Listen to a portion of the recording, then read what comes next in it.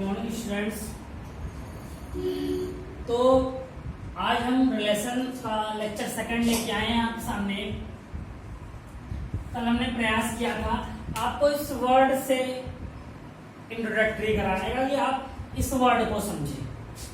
तो आप I think so आप रिलेशन समझ गए होंगे कल कि हमने रिलेशन होता क्या है।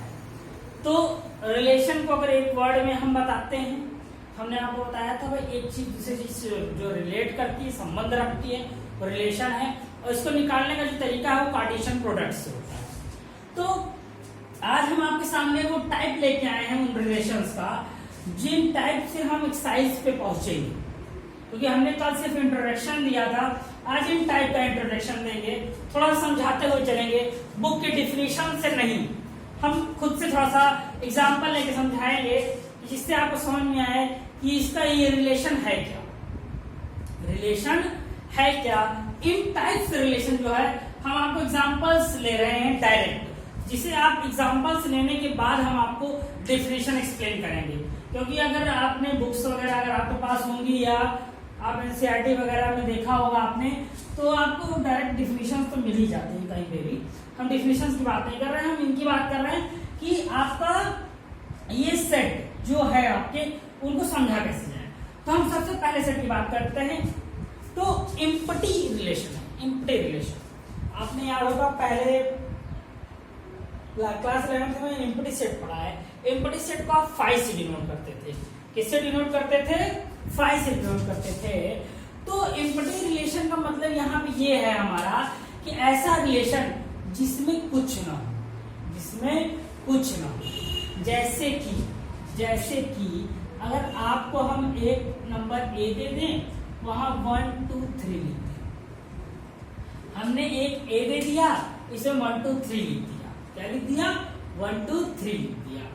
अब आपको क्या निकालना है?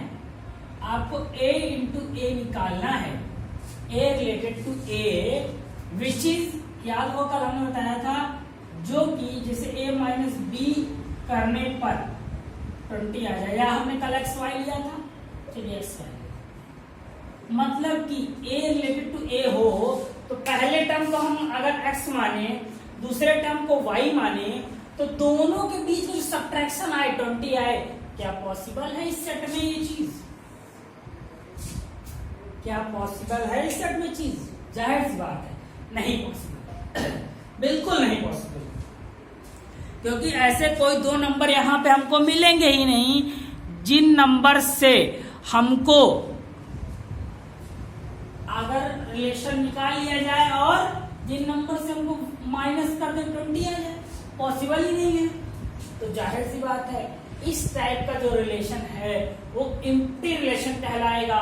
और लिखने का जो तरीका होगा, five is subset of relation.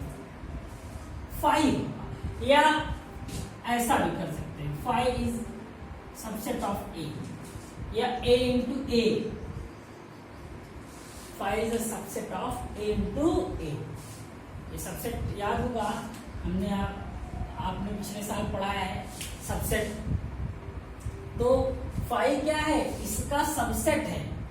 मतलब कि जो रिलेशन आ रहा है वो एम्प्टी रिलेशन है, क्योंकि इसमें हमको कोई एलिमेंट ही नहीं। जब कोई एलिमेंट नहीं मिला तो जाहिर सी बात है उस टाइप का रिलेशन क्या कहलाएगा? एम्प्टी रिलेशन कहलाएगा। कैसा रिलेशन कहलाएगा? एम्प्टी रिलेशन कहलाएगा। दूसरी चीज की बात करते हैं, यूनिवर्सल रिलेशन। आपने पिछले साल पढ़ा है यूनिवर्सल सेट। सेम लॉजिक की बात करते हैं। अगर आप a इंटू ए निकालो तो सारे a इंटू ए दूसरे a इंटू ए का सबसेट होंगे। मतलब जो r होगा वो सारा का सारा रिलेटेड किससे होगा? a इंटू ए से। मतलब कि हर रिलेशन का हर एक एलिमेंट a इंटू ए से रिलेटेड होगा, यूनिवर्सल होगा। क्या होगा? यूनिवर्सल होगा। यूनिवर्सल होने का मतलब सारे के सारे जो यहां जो आएगा वो इसका सबसेट हो, आपस में सबसेट हो, या कह ले हर एक एलिमेंट रिलेशन का इस पे क्या करता हो? इमेज बनाए। हर एक एलिमेंट इस पे क्या बनाए, इमेज बनाए। तो जब हर एक एलिमेंट आपका इमेज बनाएगा तो जो ऐसा रिलेशन आएगा वो कैसा, कौन सा रिलेशन होगा, वो रिलेशन हमेशा आपका यूनिवर्सल रिलेशन होगा। वो रिलेशन आपका हमेशा यूनिवर्सल रिलेशन होगा। ठीक, अब बच्चों हम इन दोनों टॉपिक्स के बाद थर्ड टॉपिक पे आते हैं जिसको हमने रिफ्लेक्सिव बोला है। ये 3 टॉपिक आपके लिए बहुत इंपॉर्टेंट है।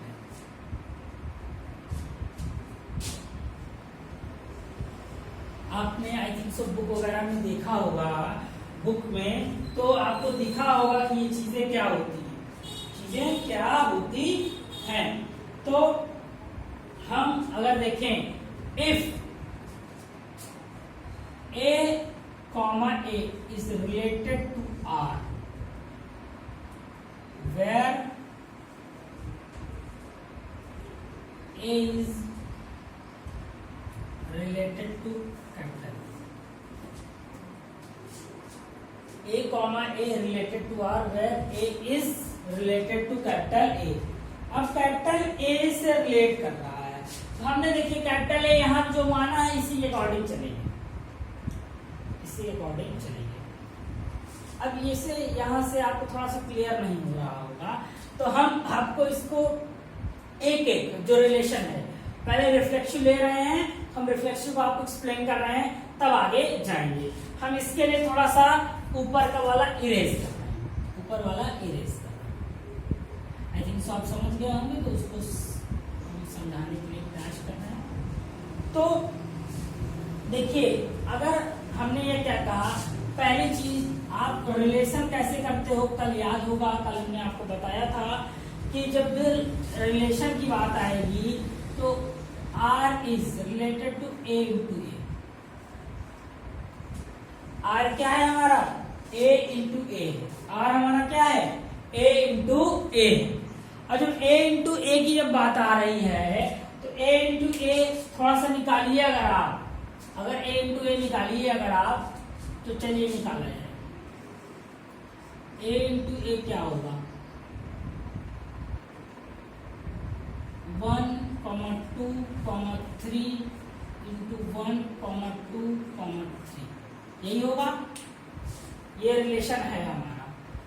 अब जब हम इसको पूरा प्रोडक्ट निकालेंगे तो आएगा 1, 1, 1,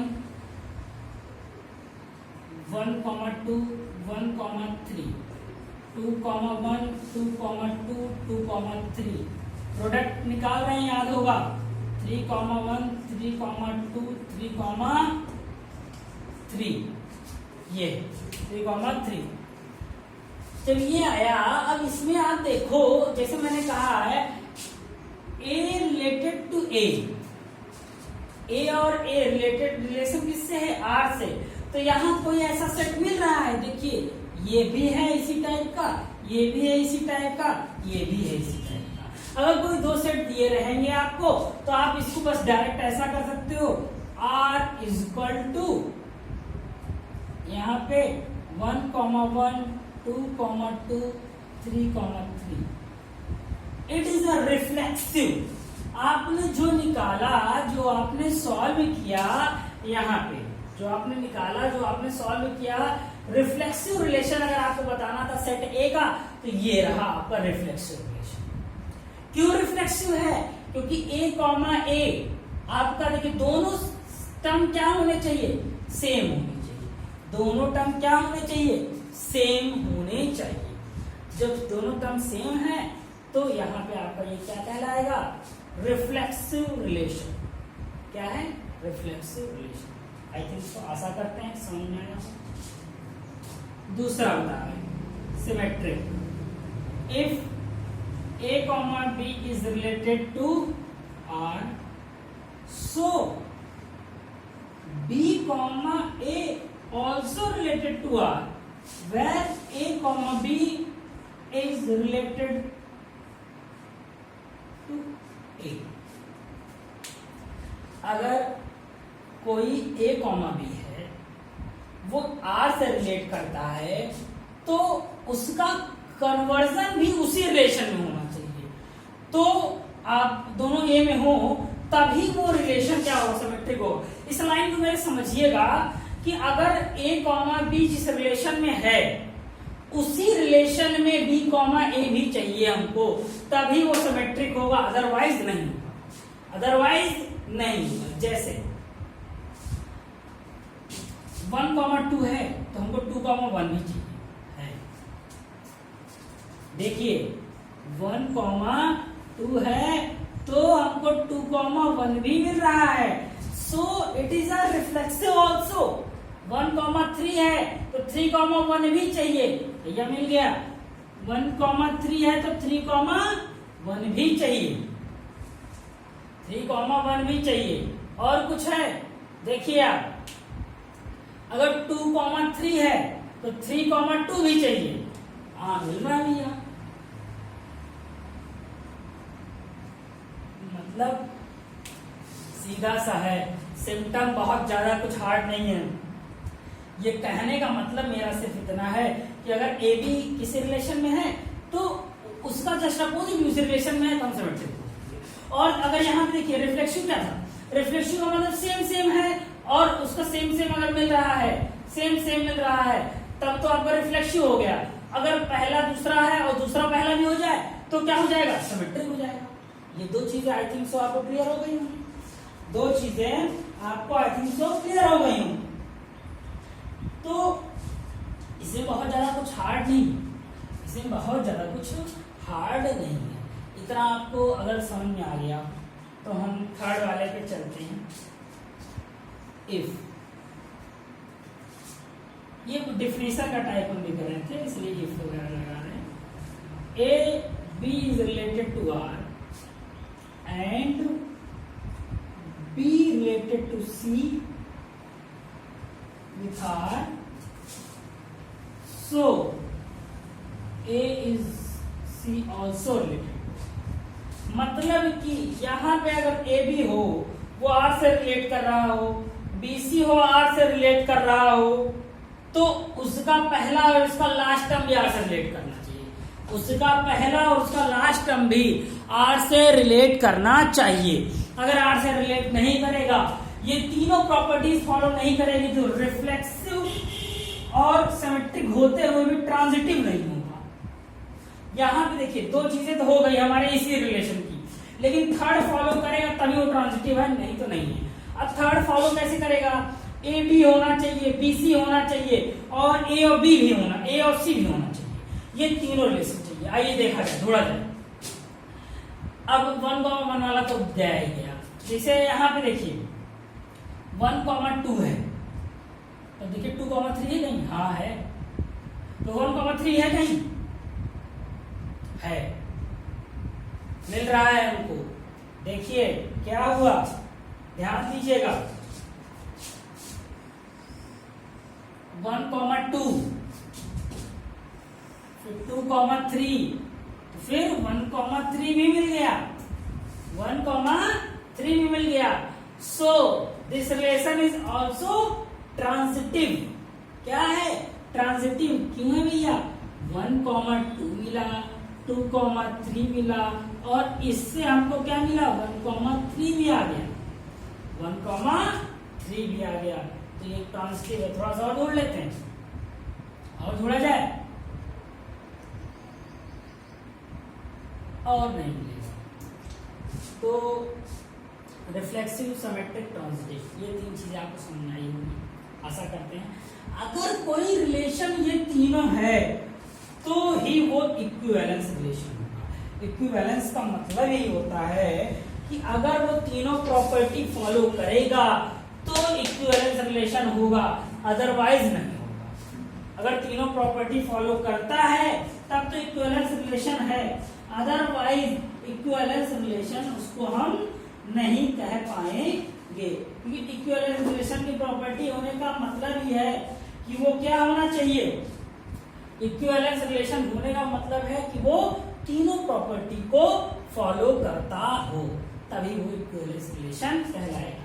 हम आशा करते हैं कि आपको आज इन जो हमने ये 6 डेफिनेशंस ली हैं ये चीज समझ में आया होगा। एक चीज बचता है इक्विवेलेंस क्लास, लेकिन हम आपको अभी वो नहीं बताएंगे, अभी आप कंफ्यूज हो जाओगे।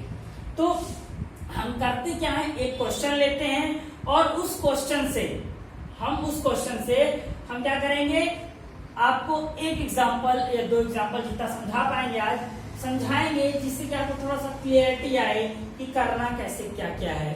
सो स्टूडेंट्स थोड़ा सा आप इसका स्क्रीनशॉट जरूर ले लीजिए, क्योंकि आपकी बुक्स से हटकर हमने थोड़ा सा कंटेंट रखा है आपके सामने जो कि बुक्स में ऐसा नहीं है।